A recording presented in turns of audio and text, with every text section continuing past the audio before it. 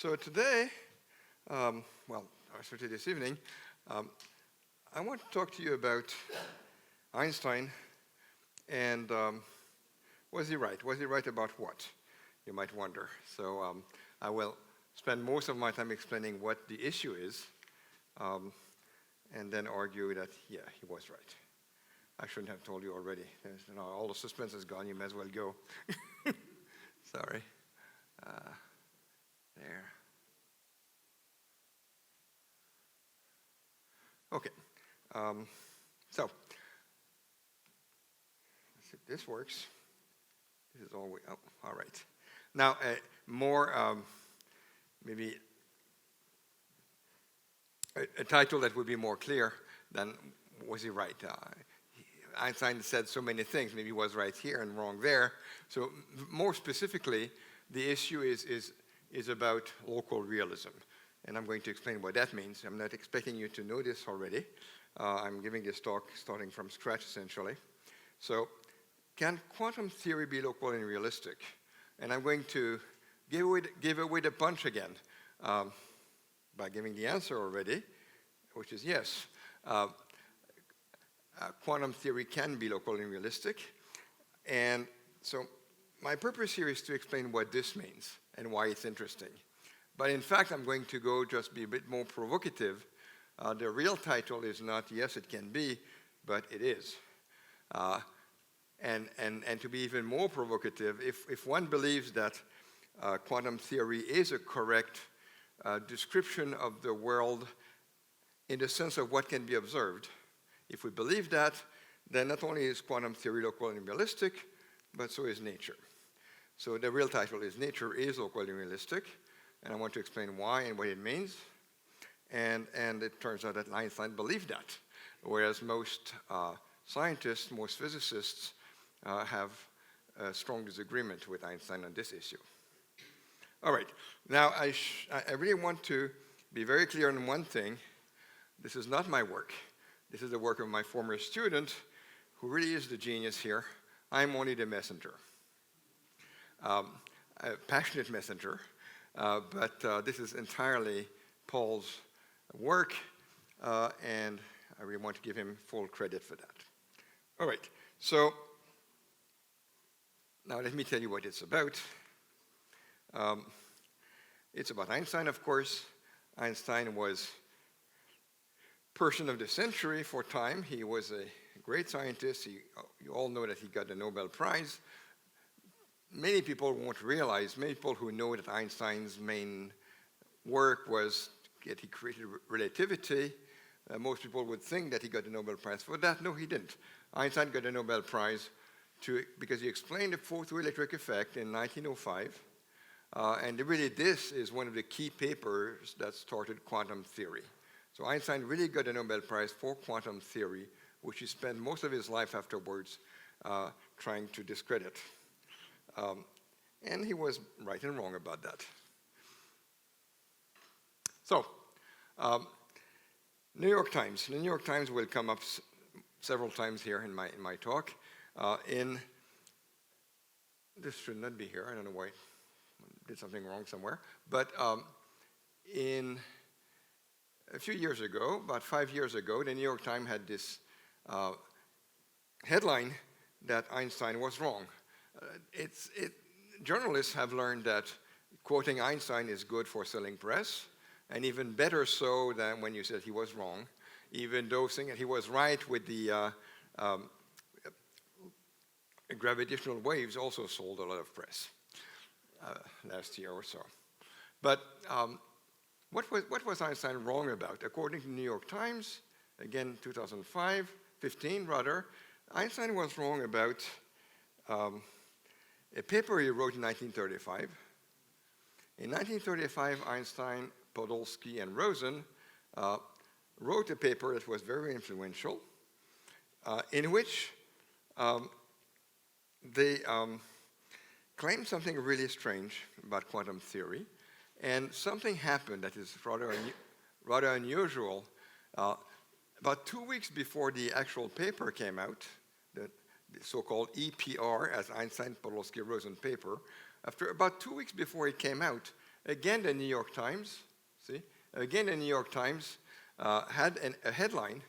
This time the headline was not about Einstein being wrong, it was about Einstein attacking quantum theory. So this is really about 2 weeks before the paper came out. And so this headline was about sort of a telling the general public about what was going to appear in a scientific journal, and Einstein did not like that at all. Einstein was in fact really furious. So Einstein wrote in the New York Times saying this, so this was just a few days after it came out, so still before the actual paper came out, where Einstein wrote, I deprecate advance publication of any announcement in regard to such matters as in science in the secular press. In other words, so Einstein said initially, any information that you talked about a couple of days ago was given without my authority. And so Einstein said, no, physics should never be announced in the secular press, only in the holy press, in this case, Physical Review. But still, what was this about?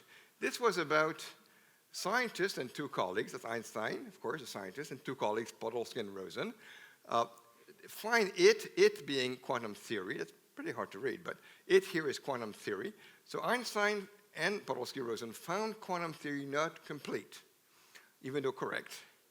And they believe that a whole description of the physical reality can be provided eventually.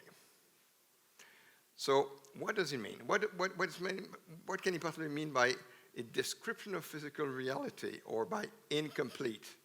Well, the actual paper as it came out was this.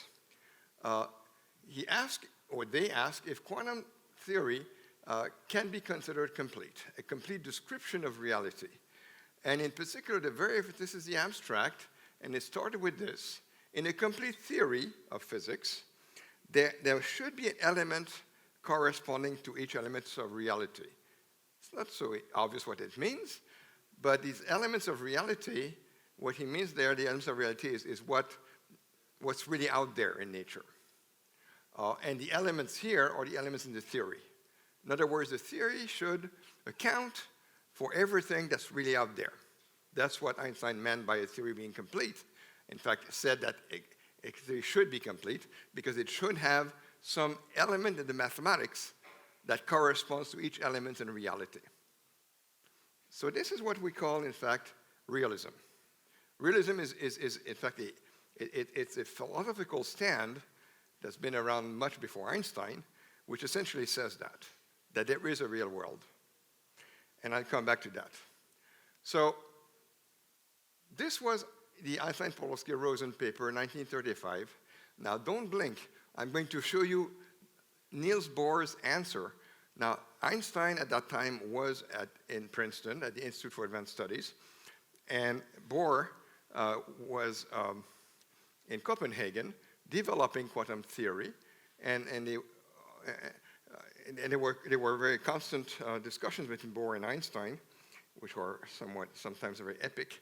And when Bohr received his copy of Physical Review, he just stopped everything and decided he needed to answer. He spent 2 weeks writing an answer, and which came out shortly afterwards, a few months later.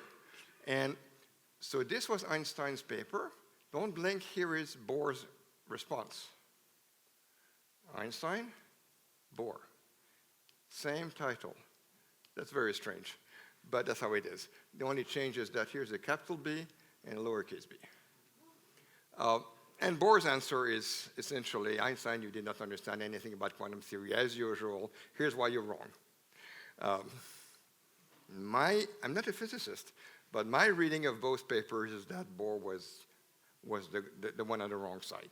That Bohr's answer had nothing to do with the EPR argument. It's really pathetic.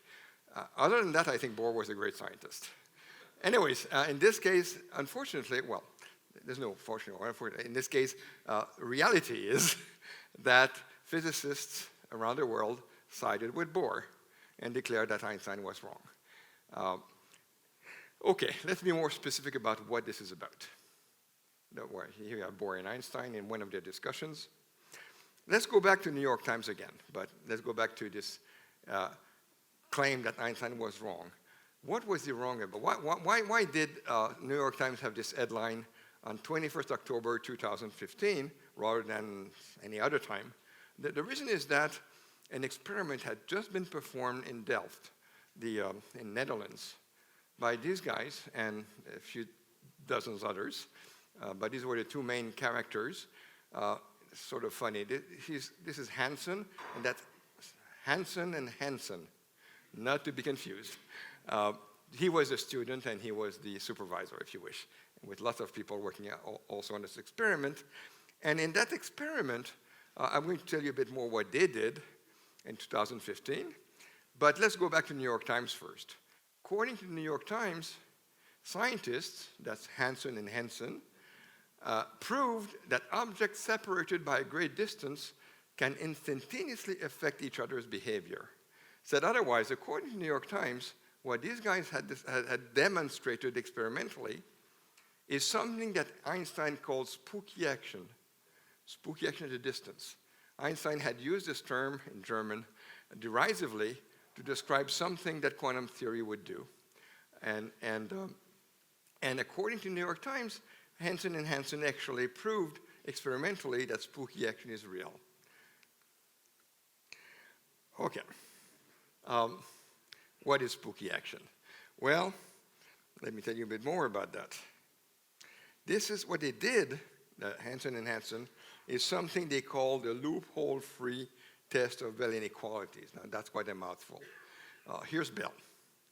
John Bell, in 1964, proved something quite interesting, really very interesting, in fact. It's a mathematical statement.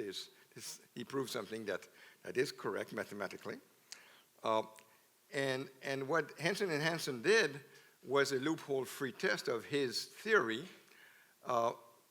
except that I'm not sure it's loop. In fact, main point of my talk is to argue it was not in the least loophole-free. It was just, there were less loopholes than previous experiments, but it was not loophole-free. In any case, what is this about? What most people in the field would say that John Bell proved in 1964 is that it's impossible for nature to be local and realistic. And I'm going to explain what local and realistic mean in a few minutes. So use your imagination what it might mean at the moment. I'll be more precise very soon.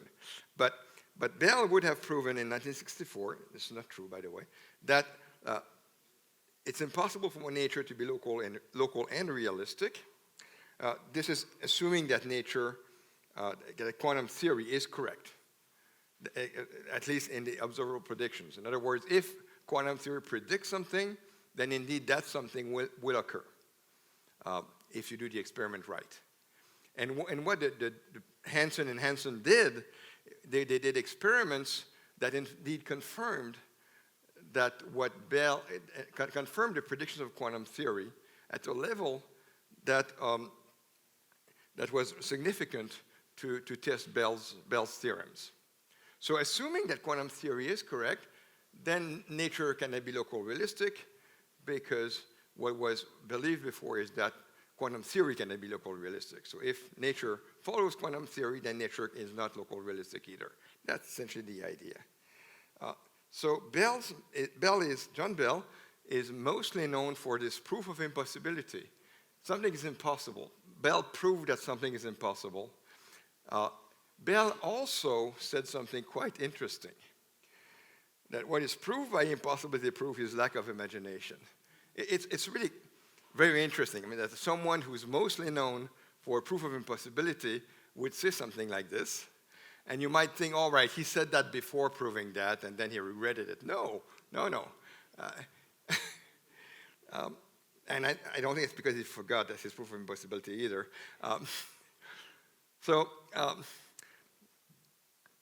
I prefer to quote Einstein, as usual,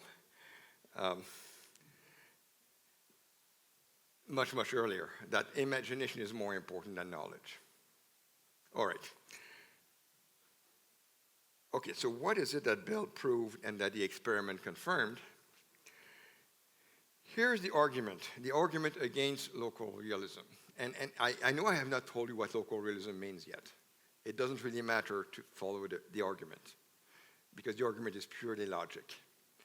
The argument is that quantum theory cannot be described by local invariables. Again, it's a mouthful, forgive me.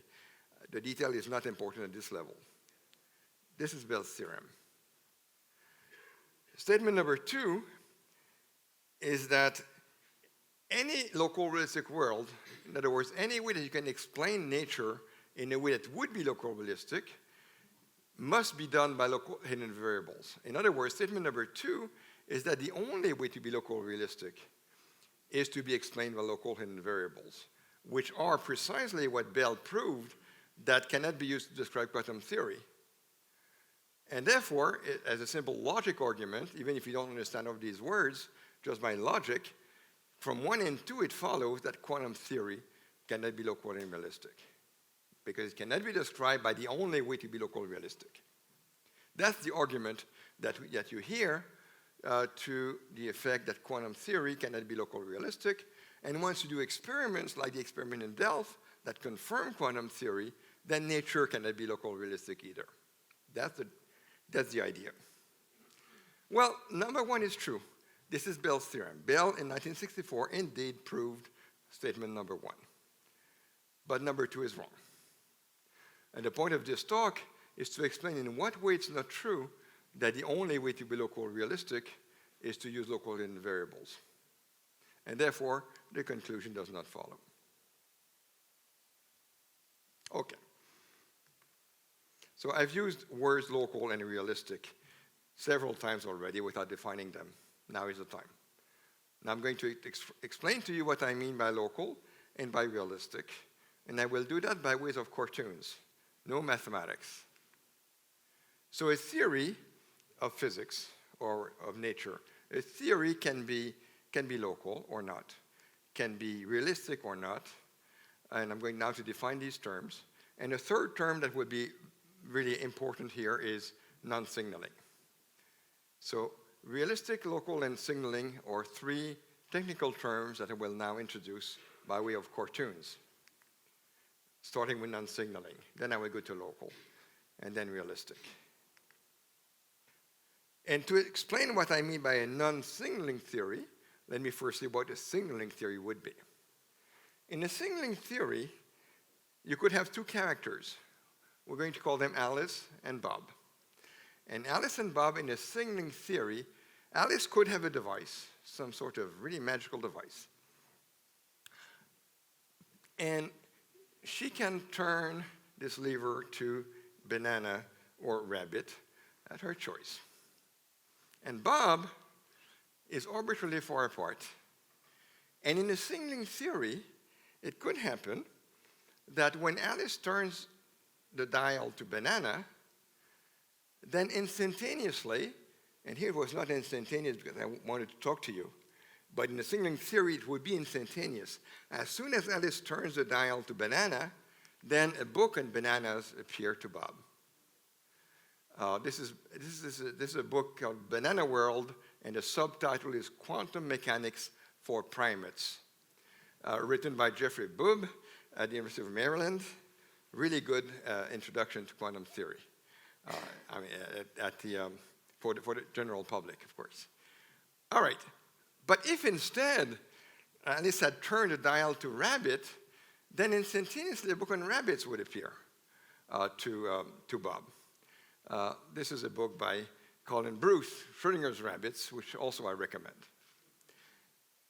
And the point of this theory being signaling is that no matter how far Alice and Bob are, light years away if you wish, doesn't matter. Alice can do something that will make something appear at Bob's instantaneously. That's what we mean by signaling. But more precisely, we want what appears at Bob's to be something that Bob can recognize, so that in fact Bob will know what Alice did. So instantaneously, Alice can choose to signal 0 or 1, and Bob knows if it's 0 or 1. Instantaneous transmission, something not allowed by relativity. And Einstein was really troubled by that. So That's what a signaling theory is. How about a non-signaling theory? Well, you might think it's just the opposite, and indeed it is. But there's a very important subtlety. Let me give you an example of a non-signaling theory. Sort of the same way, but the unit is defective.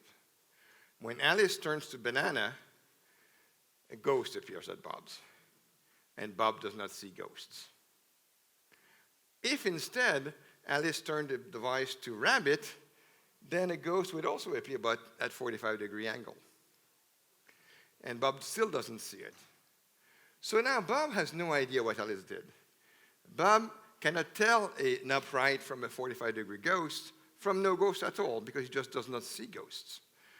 So in a non-signaling theory, it's allowed that when Alice does something, something happens at Bob's instantaneously, as long as Bob cannot tell.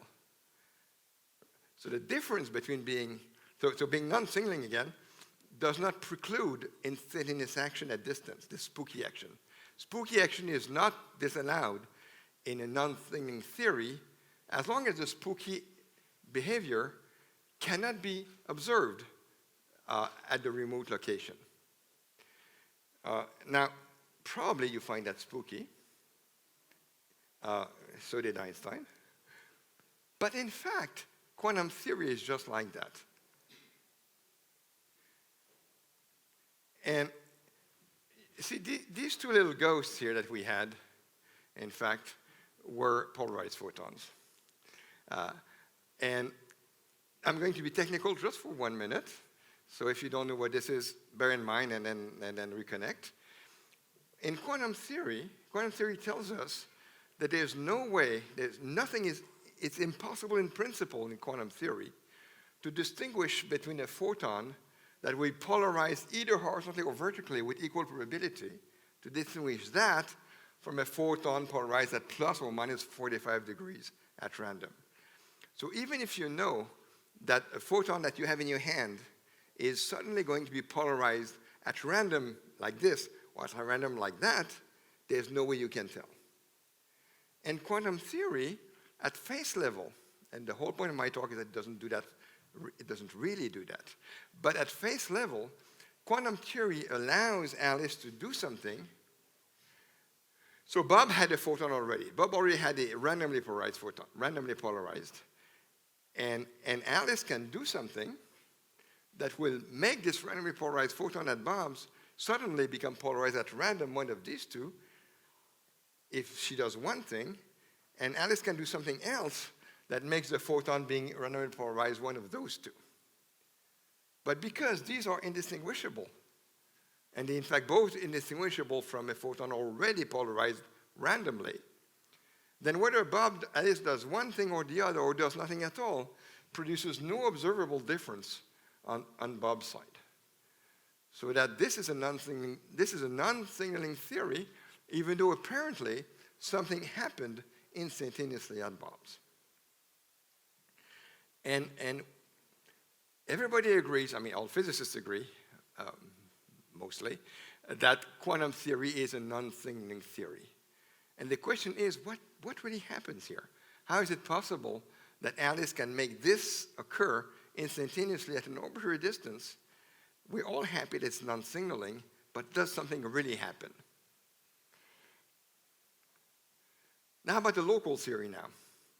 A local theory is one in which when Alice turns the dial to banana, nothing happens at Bob's. And, of course, turns to rabbit, and the same nothing happens. That's a local theory. So the difference between a local and a non-signaling theory is that in a non-signaling theory, Alice can do something, it's allowed that, and you can still be non-signaling, it's allowed if Alice does something which has an instantaneous effect at Bob, as long as this effect cannot be observed by Bob. Whereas in a local theory, nothing should happen at Bob. And what the guys at New York Times in this headline, what they thought was that at the Delft experiment, Henson and Henson had proved that indeed something happens at Bob instantaneously because it violates Bell's inequality. And, well, no. It looks like it, but no. All right. So here, of course, in local theory, Bob doesn't know what happened because nothing happened. Okay, how about realistic? I'm also going to explain what realistic means sort of by cartoons. So there'll be essentially no mathematics in my talk. That's the point. So realistic, now let's talk about philosophy. We can even go back to Plato, old philosophy, which was somewhat reused by Kant. So these are really words, vocabulary that was introduced by Plato, reused by Kant, with the following meaning.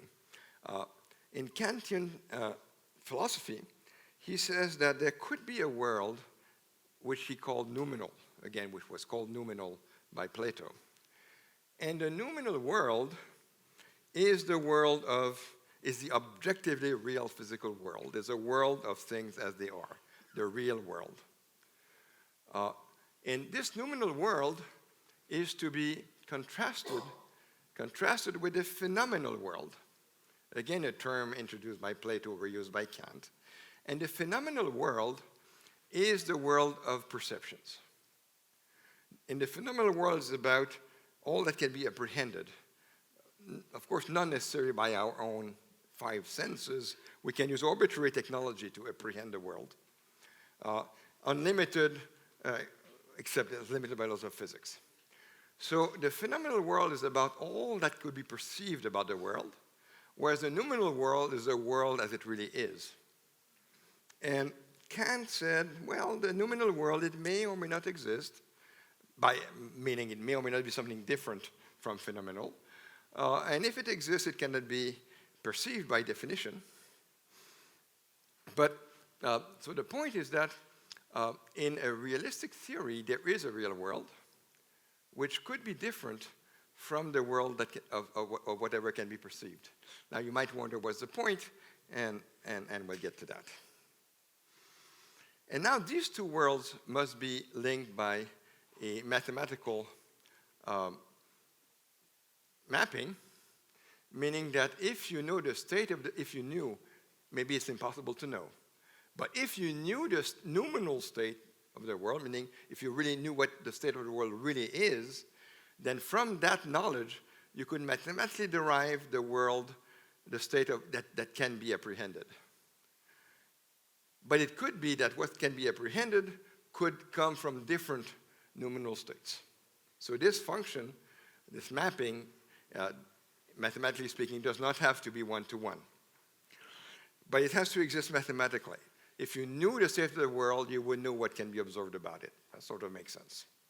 But if you know all that can be observed about the world, that does not necessarily mean that you know the actual state of the world. There could be some unavoidable loss when you go from one to the other.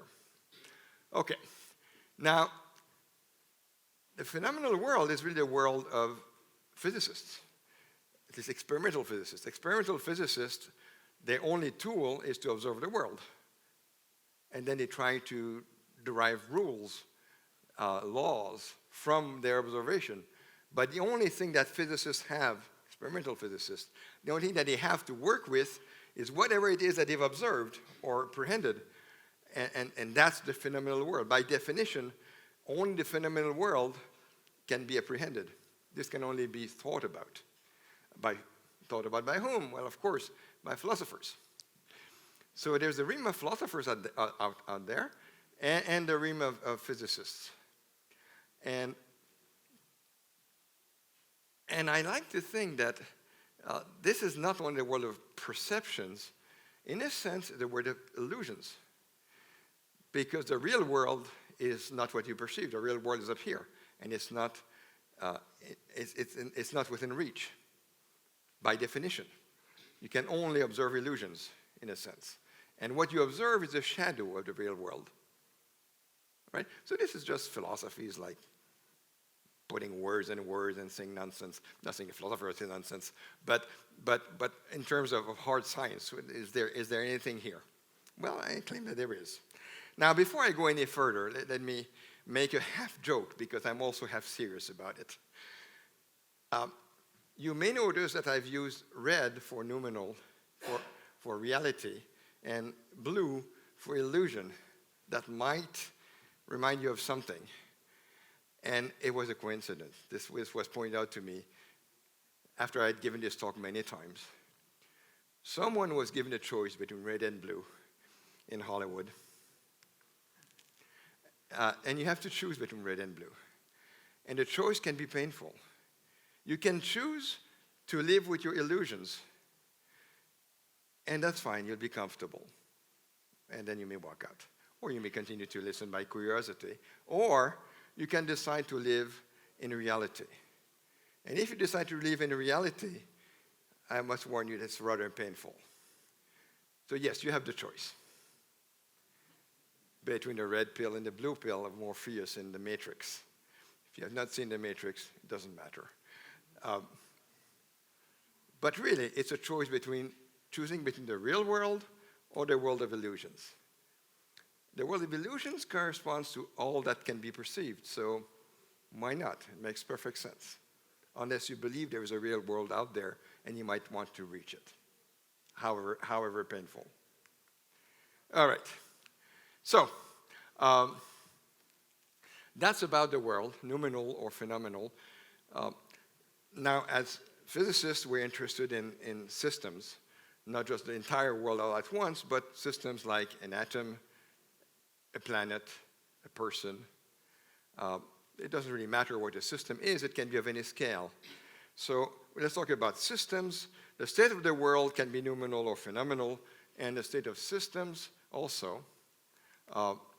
And then, again, we have the same idea that you go from nominal to phenomenal, and systems can evolve.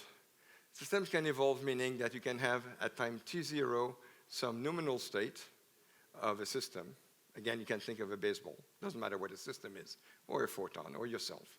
So as any system, whatever that means, any system at a given time is in a nominal state.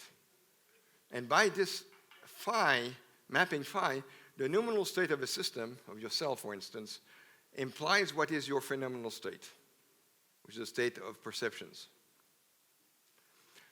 And then you can apply some operation, some transformation. You can push on it, do something, which will make the system evolve from, and so you apply some transformation, let's call it U.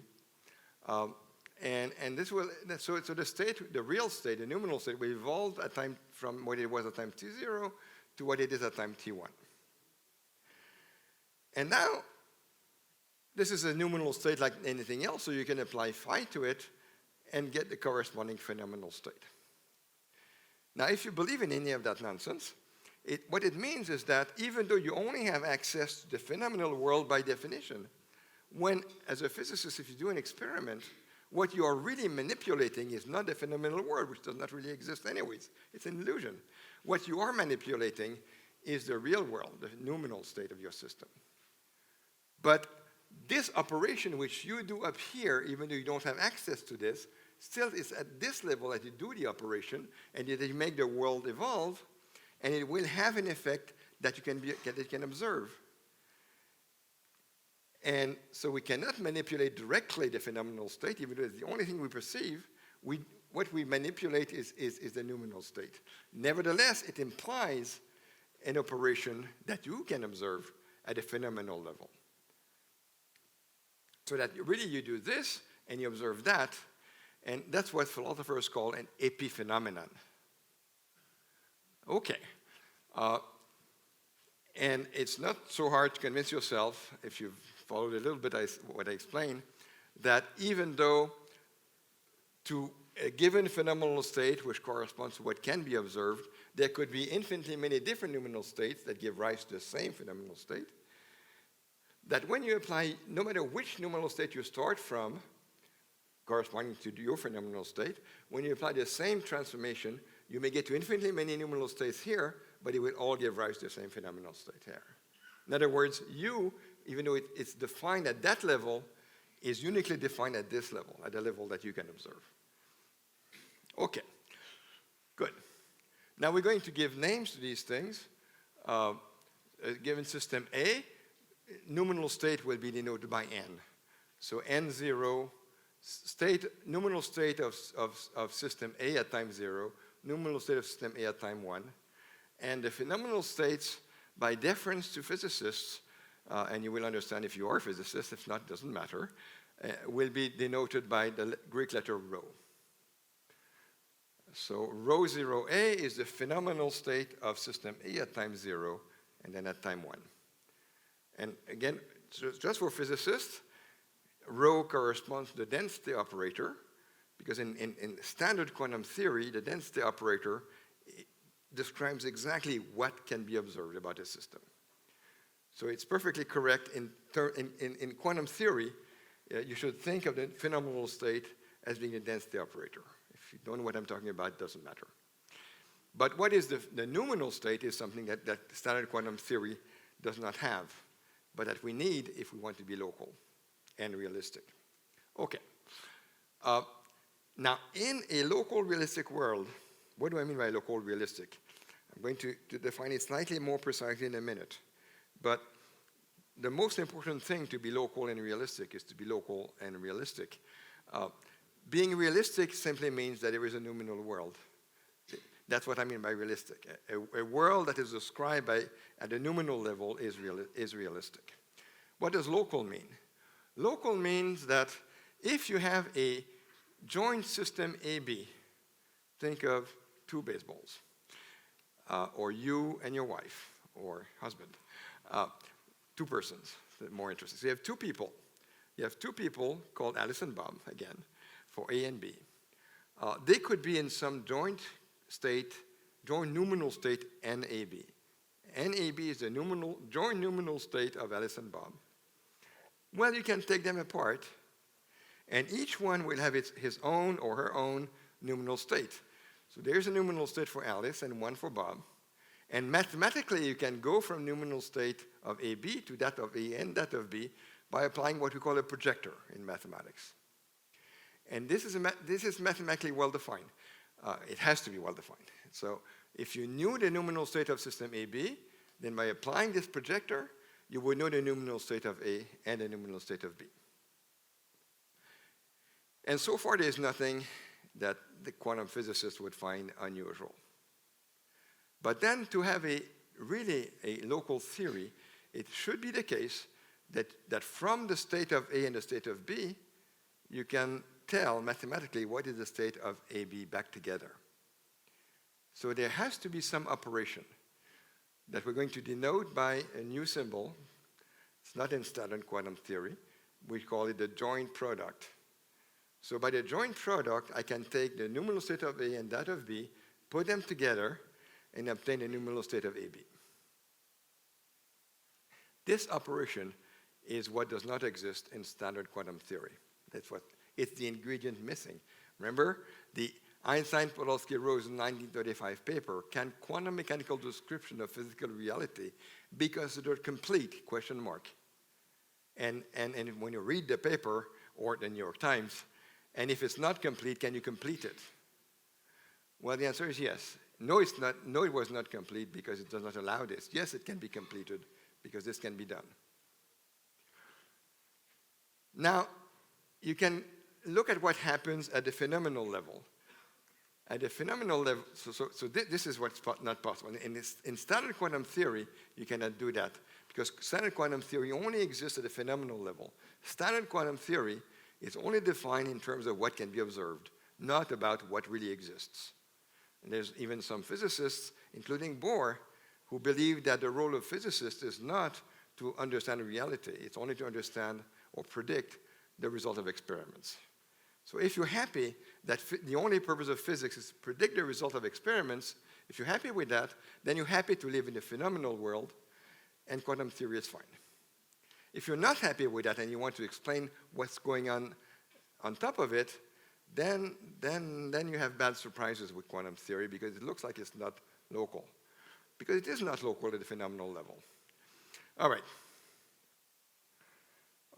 And then you can apply this mapping that defines the phenomenal world. So if you knew the nominal world, the real world of system AB, you also know what can be observed about AB.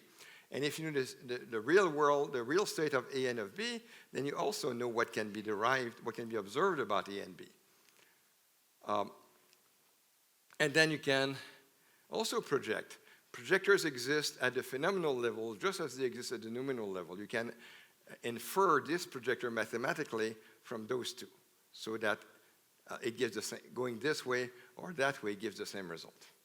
So you have no choice. Once you've defined the projector at the reality level, the projector at the phenomenal level is defined for you. Okay. And now the whole point of this talk really, or the whole thing that made Einstein dubious of what was going on, is that whereas you can join back these two to get that, at the phenomenal level, quantum theory does not allow it. Sorry, I went the wrong direction, so I have to go through it again. Sorry about that. So at the phenomenal level, even though you can project, you cannot join again. Now, if you're not familiar with quantum theory, there's no reason you would see why it's not possible.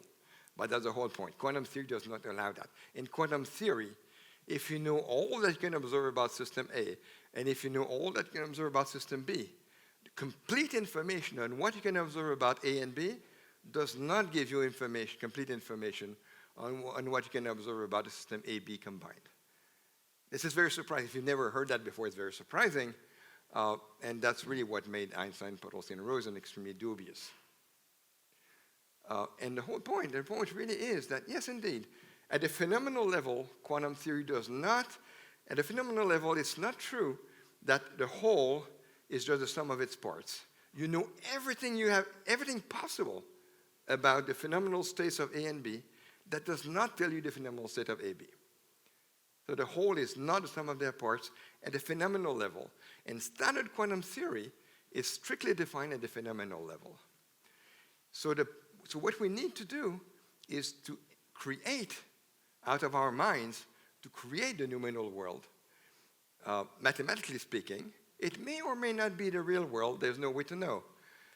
But it's an interesting exercise to see if it's possible, mathematically speaking, to create a level above what can be observed, a level in which these projections are defined precisely to give back quantum theory at the phenomenal level as we know it. But that at the upper level, at the nominal level, to do that in a way that you can do this joint product. And then suddenly, it becomes true as what you would expect, that the whole will be, the whole which is here is the sum of the parts, because the joint product can give this back to you from those two. In other words, from a complete description of the state, of the real nominal state of systems, you can derive mathematically the state of the joint system, even though you cannot do that at the phenomenal level. All right. Now let me tell you what no signaling means more formally. Instead of talking about ghosts, no signaling really means this. If you know everything that you could know about what can be observed about a joint system AB, and if you apply some operation on A, let's call it U, and some operation V on B, then you get to a new phenomenal state of system AB. You've just applied U and V on A and B, and you get to a new state. Nothing surprising here. Quantum theory, standard quantum theory allows you to do that, even though they use a tensor product, but that's just a detail. What if only Alice does U? Sorry, not yet. And then you could project to Alice only.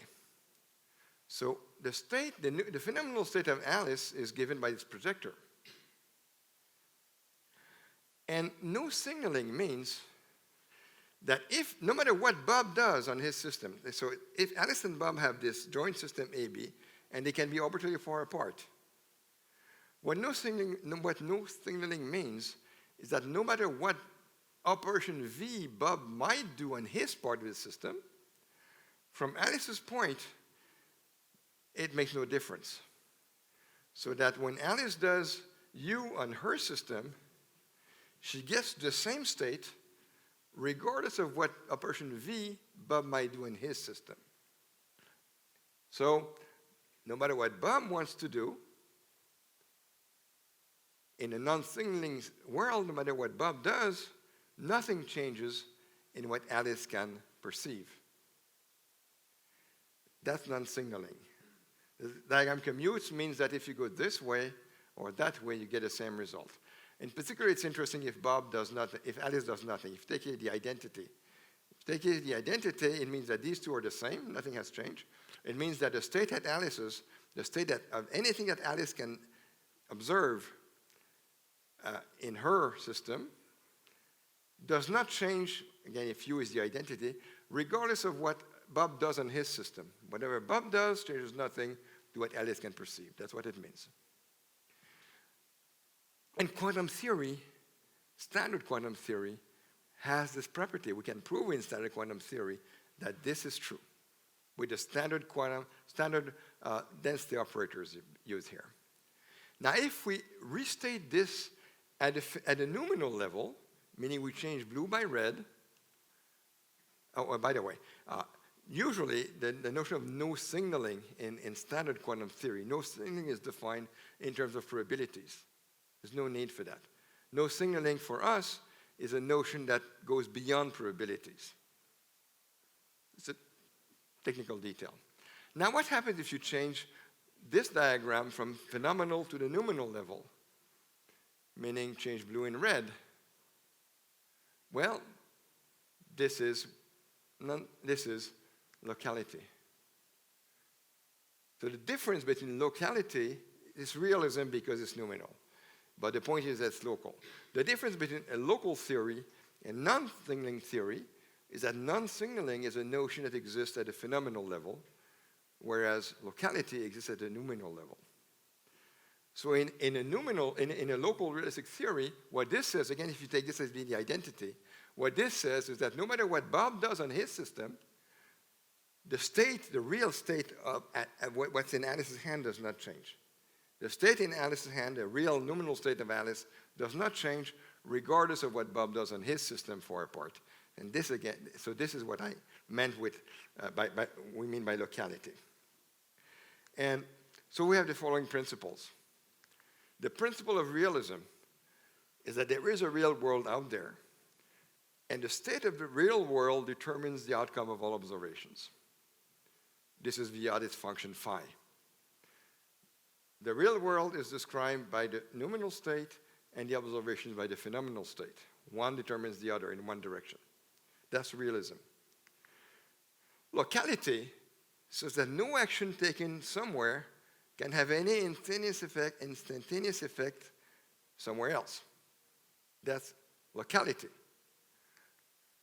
Local realism, you might think, is just locality and realism, but it's something else. Local realism also says not only that nothing is local, so that nothing Bob can do in his system will change the state analysis, but also it must be, to be local realistic, that whatever observations Alice can do only depends on her nominal state, not on what's somewhere else in the universe. So when you put those two together, we get the principle of no signaling, which is that no action taken at some point can have an observable effect some other point. So it's important to understand the difference between locality, again, and non-signaling. There's only one word difference. Locality means that nothing Bob can do will have any influence on the state at Alice's. That's locality. Non-signaling is that nothing Bob can do will have an observable effect on Alice's. So this word observable makes the whole difference between the nominal and the phenomenal level. And it's fairly obvious that local realism implies non-signaling. Because if nothing that Bob can do can have an influence on Alice's state, and if Alice can only observe things that have to do with her state, then nothing that Bob can do can have an observable influence on Alice's state. So this is a fairly obvious theorem, and nothing deep here, but it's interesting to see that. So I said there would be no mathematics, and I just want to show you that there is mathematics underneath all of this. It's not just all empty words. So this is a theorem, therefore it has to have a proof in mathematics, and here's the proof. So I just want to show you that proof is simple. I mean, fairly short. I have no intention to go through the proof, but just to show you that this means locality. This means that no matter, that's right. So this is locality. That no matter what Alice and Bob do on their joint system, if you look at what's on Alice's side, it's the same as if you first look at on Alice's side and then only Alice does something. If you think a bit, you will see that this is the same as a diagram I had shown before that I had called locality. Whereas at the top, this equals that is the principle of non-signaling.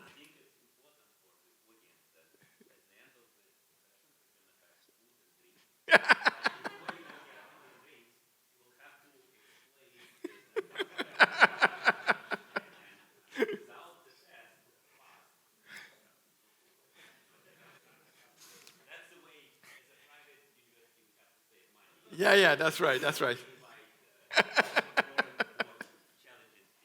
Very good.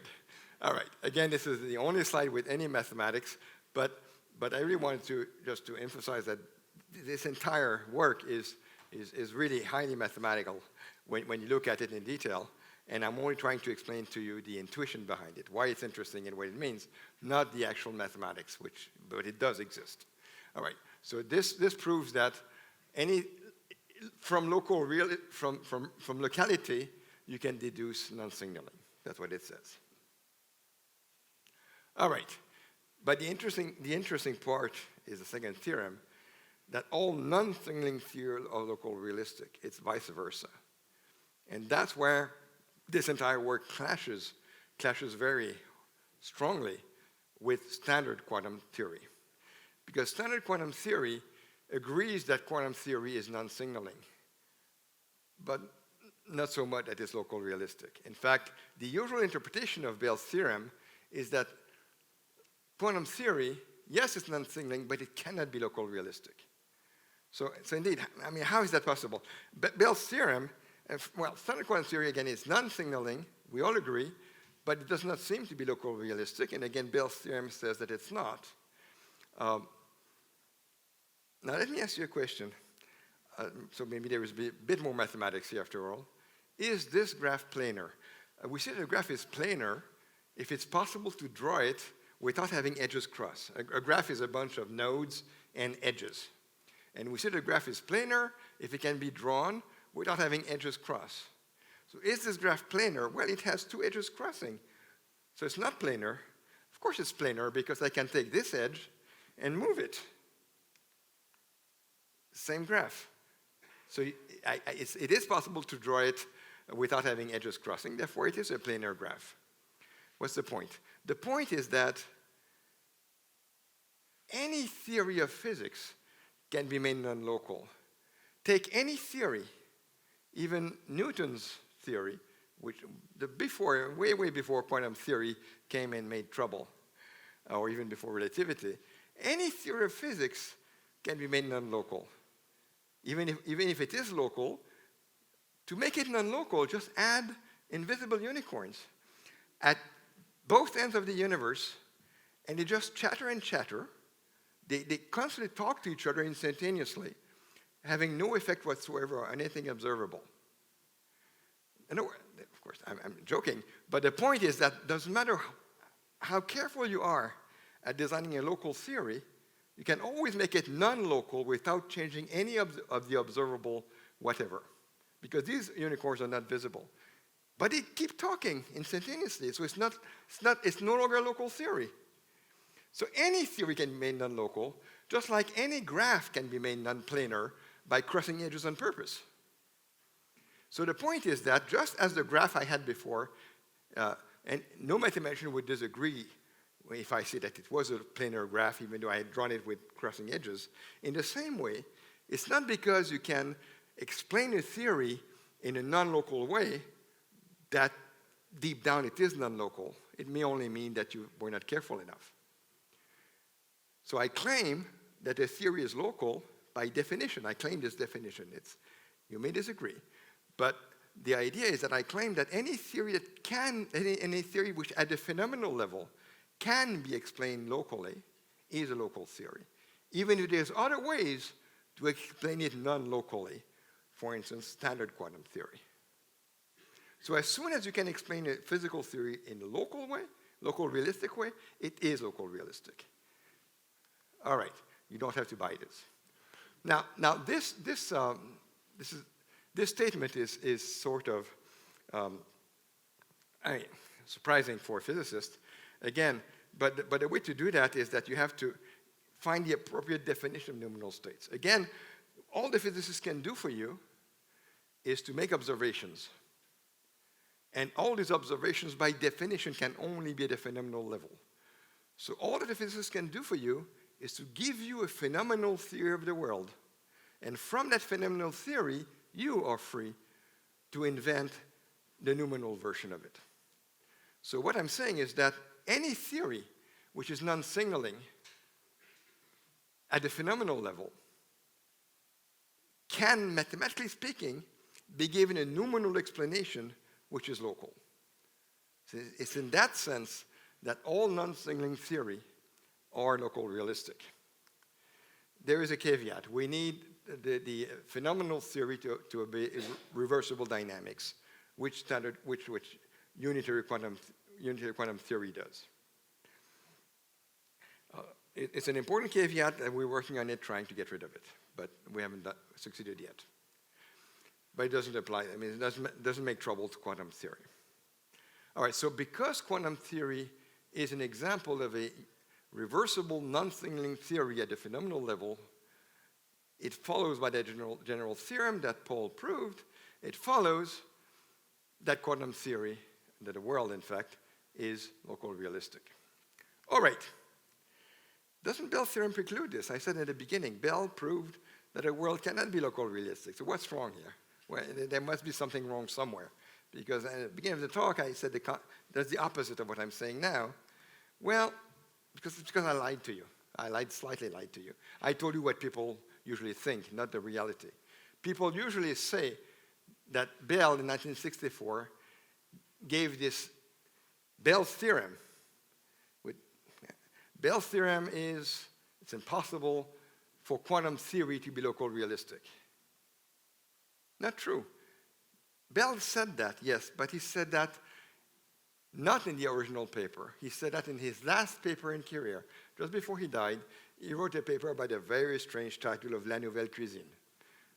It's very bizarre. But it was in La Nouvelle Cuisine in 1990 that Bell crossed the bridge, and from his own purely mathematically correct theorem of 1964, interpreted it in the wrong way to conclude that nature is not local realistic. By the way, in the same La Nouvelle Cuisine paper, Bell explained that there are things that go faster than light. That the speed of light is not a real limit. And one example that Bell gives of something that goes faster than light is royalty. Because if the Queen of England dies, instantaneously the Prince of Wales becomes king, no matter how far he is. So some things go faster than light. I think he was joking, but the point is, but where I'm not joking is that what Bell proved in 1964 is quite a different statement. He proved it's impossible to explain quantum theory with local hidden variables. Again, this is a mouthful, and I'm not going to explain what it means for lack of time, and also I don't want to annoy you with mathematics. But this is a purely mathematical statement which is totally correct. And the point is that it's different. It's different to say being local realistic from being explained with local hidden variables. Local hidden variables is one way to be local realistic. It's not the only way. Could there be a different way to be local realistic, different from local hidden variables? And if Bell precluded correctly quantum theory from being explained by local hidden variables, this is correct. You cannot do quantum theory with local invariables. But if you can do local realism in a different way, then Bell's theorem does not apply anymore. And by the way, this is not new. We did not invent that. Already in 1999, Deutsch and Hayden had proved that it's possible in this paper, it's possible to explain quantum theory in a way that's local realistic. So there's really nothing new in what I told you. Or rather, what is new is that it's not only about quantum theory, it's any theory whatsoever, which at the phenomenal level is non-signaling, is in fact local realistic, not only quantum theory. But it also gives a different and I think easier to follow argument in favor of that. All right, here's the proof. The complete proof of equivalence between non-signaling local realism is here. To get lunch, to get food, you need to be able to explain every single thing in here. I hope you had time to. All right. This is explained. I mean, there's a real paper about it. That was a poster, of course. The paper is available in the archive. We're working on a new version that will be much better. I advise you to wait a bit before you read it, but what's there already is not so bad. What I do recommend you to read is a much easier version that explains how to give a local realistic interpretation for what's called a non-local box. And I don't have time to explain what it is, but I'm only telling you that this came out a year ago, and this is much, much easier to read than the more mathematical paper. This is meant almost for general public, almost. So, and it's all summarized in one poster, which is sort of nicer looking than the other poster I showed you. And if I had more time, which I don't, I would go through this portion and explain it to you. In 15 minutes, I could explain all of that, and really, you would get the idea. But I don't have that time. Nevertheless, there's one thing I want to explain in the about minus 5 minutes remaining, which is that how is it different? How is it different, local invariables compared to local realism? And so we need another way to look at local realistic, other than local invariables. I didn't explain what local invariable is, but what we need, there are two keys to get to a solution. This will be, for the last few minutes, a bit more technical. One key is to understand that when you test Bell inequalities, which is what was done by Hansen and Hansen at the beginning of my talk in 2015, when you do these tests of Bell inequalities for which Hansen and Hansen had this so-called loophole-free experiment, you have Alice and Bob, and they are at some distance, and they both do stuff locally on their own laboratory. And so they do experiments, and they record the results, and they just fill up a sheet of, I did this, I got that, I did this, I got that. Alice does this, and Bob does that on his side. And violating Bell's inequalities has nothing to do with what Alice can see on her side or what Bob can see. Because when they do that, both Alice and Bob see outcomes that have nothing surprising about it. It becomes surprising, and you so-called violate Bell inequalities, only when these two data, Alice and Bob's, are brought together. It's only when you compare what Alice and Bob obtained, you look at it and you say, oh, that's not possible in a local realistic world.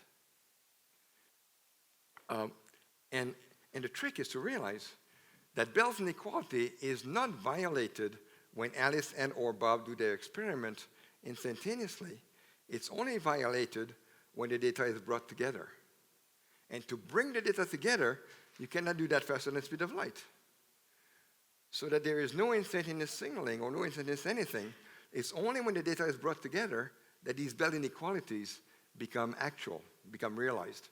And that moving the data cannot be faster than light. So in the end, the Bell inequalities are not violated instantaneously.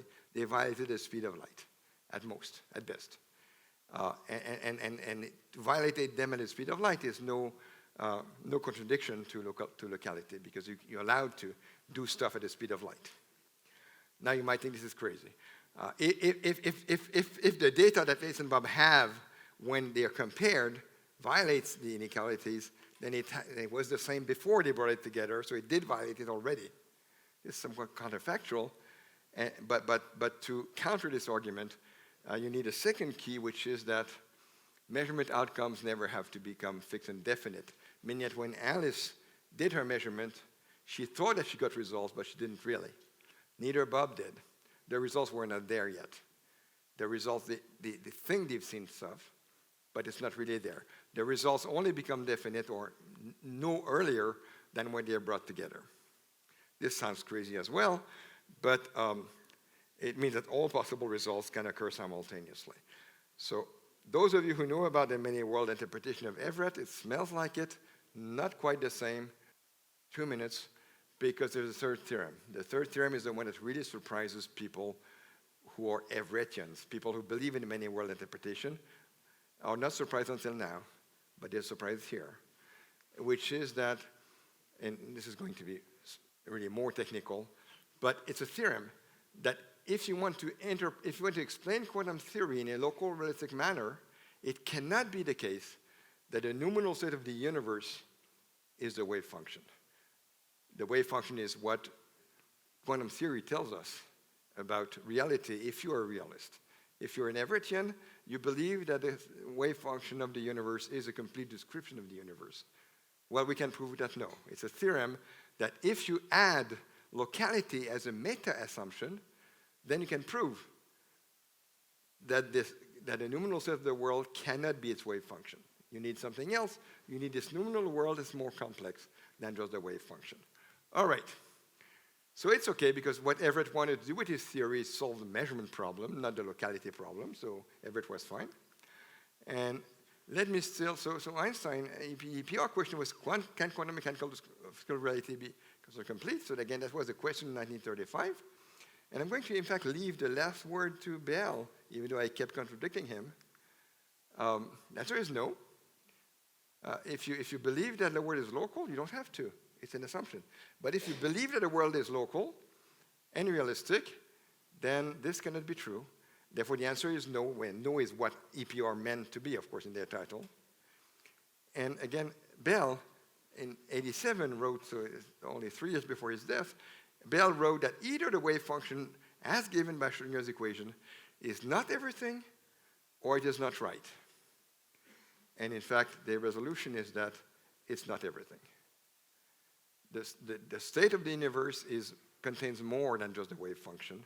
And if you do it right, then you can get a world to be local and realistic, and yet, at a phenomenal level, to be exactly what quantum theory tells you. All right, I'll stop here. Thank you.